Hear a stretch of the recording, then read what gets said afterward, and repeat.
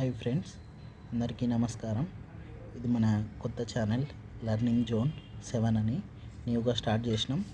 Mainly TET డిఎస్సికి చాలా useful అవుతుంది ఫ్రెండ్స్. ఎస్జిటి వాళ్ళు ఎవరైనా ఉంటే సబ్స్క్రైబ్ చేయండి, అట్లాగే ఫాలో చేయండి, మీ ఫ్రెండ్స్కి కూడా షేర్ చేయండి ఫ్రెండ్స్. మనం ఈరోజు ఫస్ట్ వీడియో చూస్తున్నాం. వానదేవుడ థర్డ్ క్లాస్ నుండి తీసుకుంటున్నాం. నేను సపరేట్గా టెక్స్ట్ బుక్ నుండి ప్రిపేర్ చేసిన నోట్స్ ఉంది, దానికి ఎక్స్ప్లెయిన్ చేస్తూ ప్రతి ఒక్క వీడియో, ప్రతి ఒక్క క్లాస్ అండ్ ప్రతి ఒక్క లెసన్ ఎక్స్ప్లెయిన్ చేస్తాను. మీరు కూడా తప్పకుండా చూడండి, చూసి మీరు కూడా ఏదైనా నోట్స్ ప్రిపేర్ చేసుకోండి. ఫస్ట్ వానదేవుడ లెసన్. ఇది గేయ ప్రక్రియకు చెందినది. ఇక్కడ మనకు TET and DSC point of వ్యూలో పోయిన 24 డిఎస్సిలో ప్రక్రియలు అనేవి చాలా ఇంపార్టెంట్గా మారినాయి. అవి కూడా క్వశ్చన్స్ లెక్క మనకు ఫామ్ చేసి ఇస్తున్నారు, కాబట్టి మనం ప్రక్రియ కూడా ఖచ్చితంగా గుర్తుపెట్టుకోవాలి. తర్వాత ఇతివృత్తం. ఇతివృత్తం అనగా థీమ్, అది ఏ థీమ్ బేస్డ్గా సూచిస్తుంది, అది కూడా చాలా ఇంపార్టెంట్. వానదేవుడ పాఠం పర్యావరణం ఇతివృత్తానికి చెందినది. తర్వాత పై గేయంలో గల అలంకారం ఏంటిది అని మనకి ఇక్కడ నోట్స్లో ఉంది. అలాగే వానదేవుడలోని గేయం అంత్యానుప్రాసలంకారం.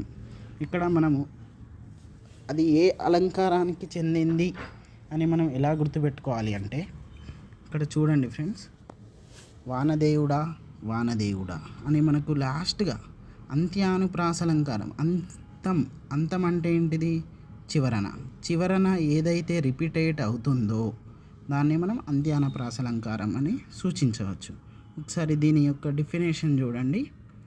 నిర్వచనం: పదం లేదా పాదము చివర ఒకే అక్షరము లేదా పదము పునరావృతమైతే దానిని అంత్యానుప్రాసలంకారం అంటాము. అలాగే మీకు అర్థమవుతుంది అనుకుంటా. తర్వాత బీడు భూములన్నీ బీరాన తడవాలి అంటే బీరన అంటే ఏంటిది అర్థం? తొందరగా. తర్వాత 12 రకాల ధాన్యాలు పండేలా మారాలి. ఇక్కడ చూడండి ఫ్రెండ్స్, దానికి సంబంధించిన క్వశ్చన్. పంట భూములన్నీ ఎలా మారిపోవాలి అనే క్వశ్చన్ ట్యాగ్ తోటి ఆన్సర్ 12 రకాల ధాన్యాల పండేలా మారిపోవాలి అని ఉంది ఫ్రెండ్స్. తర్వాత నెక్స్ట్ పేజ్లో పడావు. పడావు అంటే ఏంటిది ఫ్రెండ్స్? బీడు. పడావు అంటే దేనికి పనికి రాకుండా ఉన్నటువంటి నేల, అంటే దాంట్లో ఏది పండదు, మనం దాన్ని యూజ్ చేయనటువంటి ఫీల్డ్ని పడావు అంటాం. దానికి ఇంకొక అర్థం ఏంటిది ఫ్రెండ్స్? బీడు. మళ్ళీ మనం ముందే చూసినాం బీరన అంటే ఏంటిది? తొందరగా. నెక్స్ట్ వానదేవుడ గేయంలోని ప్రాసపదాలు అంటే సేమ్ ఉంటాయి, అంటే కురవాలి, నిండాలి, పండాలి, అలాగా. మళ్ళీ మనకు వ్యాకరణంకి వస్తే ఫ్రెండ్స్, టెక్స్ట్ బుక్లోను ఏదైతే ఉందో మనం అది చదువుకుంటే ఇనఫ్. కాబట్టి మనం దాంట్లో ఏదైతే ఉందో అవే చెప్తున్నాం, అవే నోట్స్గా ప్రిపేర్ చేసి మీకు అందిస్తున్నాం. వాక్యం కొన్ని పదాలతో ఏర్పడుతుంది. పదాలు కొన్ని అక్షరాలతో ఏర్పడతాయి. ఇక్కడ రివర్స్లో రండి ఫ్రెండ్స్ ఒకసారి. అక్షరం అంటే ఏంటిది? ఆ, ఆ, ఈ.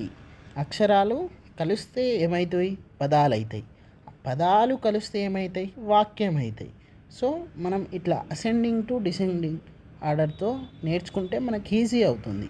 తర్వాత నెక్స్ట్ అచ్చులు అంటే ఆ నుండి ఔ వరకు గల అక్షరాలను అచ్చులు అంటాము.